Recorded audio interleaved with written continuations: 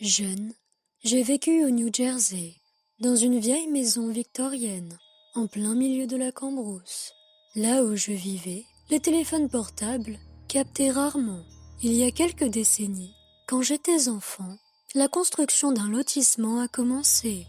Ils avaient besoin de grands espaces. Ils ont défriché quelques kilomètres dans les Barrens pour ça.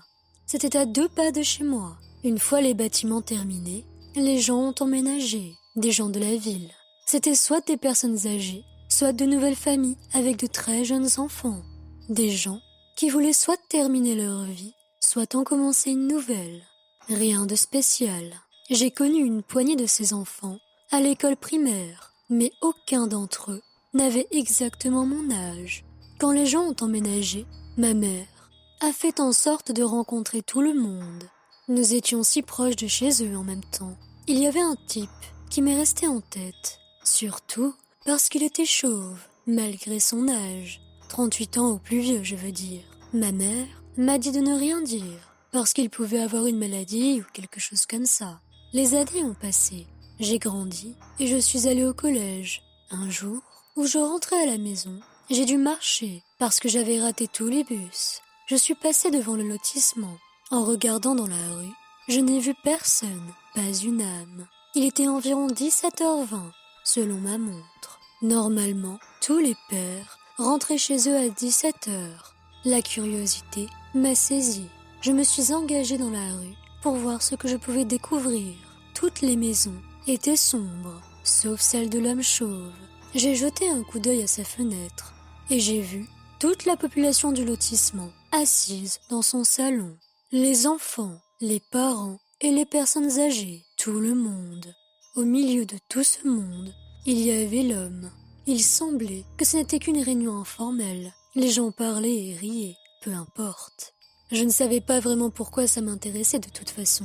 Je suis rentrée chez moi à pied et j'ai été punie pour être en retard et ne pas avoir appelé depuis l'école. Cette nuit-là, ma mère a reçu un appel d'une autre voisine du quartier, disant qu'elle entendait des bruits de grincement inquiétants venant du lotissement où était la petite communauté. Ma mère a répondu que quelqu'un était probablement en train de faire du bricolage. Quand elle m'a demandé si j'avais vu quelque chose en rentrant à la maison, je n'ai pas répondu, car j'étais encore énervée qu'elle m'ait punie. Le lendemain, tous les enfants de ce petit quartier ont été notés comme absents à l'école, et le jour suivant aussi. La police est allée enquêter cette nuit-là. La première chose qu'ils ont trouvée était une oreille sur la pelouse de la maison de l'homme. Une oreille humaine. Le bras d'un enfant a été retrouvé dans une poubelle, jeté avec quelques cartons de pizza vides. Et le torse ouvert en deux d'un homme a été découvert dans les bois derrière la propriété. Des marques de morsures humaines pénétrant sa chair. Le reste de la communauté était à l'intérieur de la maison. Toutes les entrées, portes et fenêtres étaient bloquées par des planches. Ils ont enfoncé la porte. Ils ont trouvé les cadavres de tous les habitants du lotissement. Les enfants, les parents et les personnes âgées, tout le monde. Certains étaient mutilés au point d'être méconnaissables. Et il manquait des organes à la plupart, comme le foie ou les reins. Les médecins légistes ont démontré que les victimes étaient encore vivantes lorsque les organes ont été prélevés.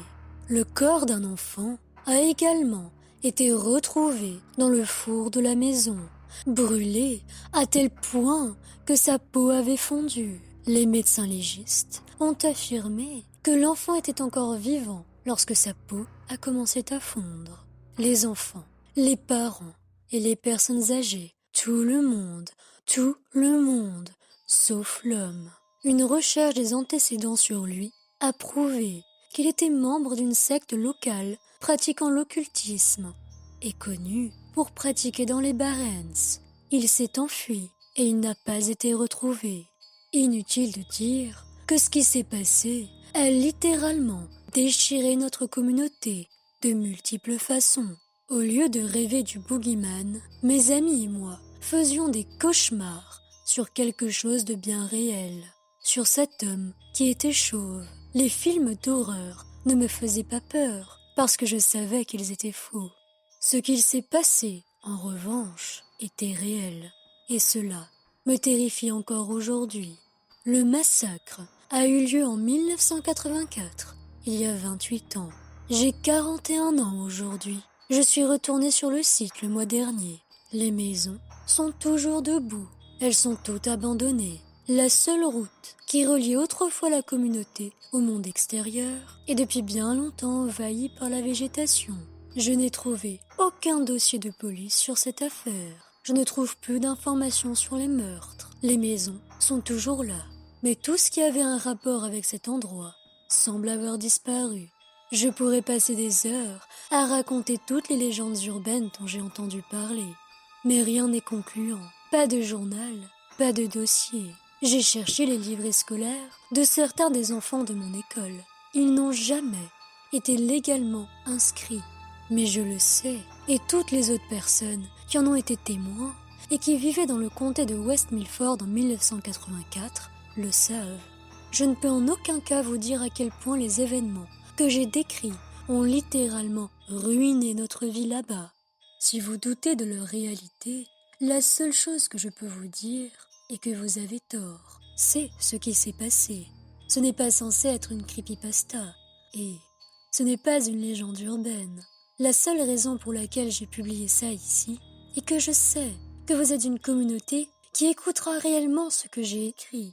Je ne sais pas ce que je peux vous dire pour vous pousser à y croire, mais au total, 37 personnes ont été assassinées de la manière la plus brutale que je puisse imaginer. L'endroit a beaucoup de noms. Il s'appelait autrefois New City Village. Maintenant, il s'appelle l'Allée des démons. Vérifiez par vous-même si vous ne me croyez pas. Les gens doivent savoir. Quoi que vous en pensiez, partagez cette histoire.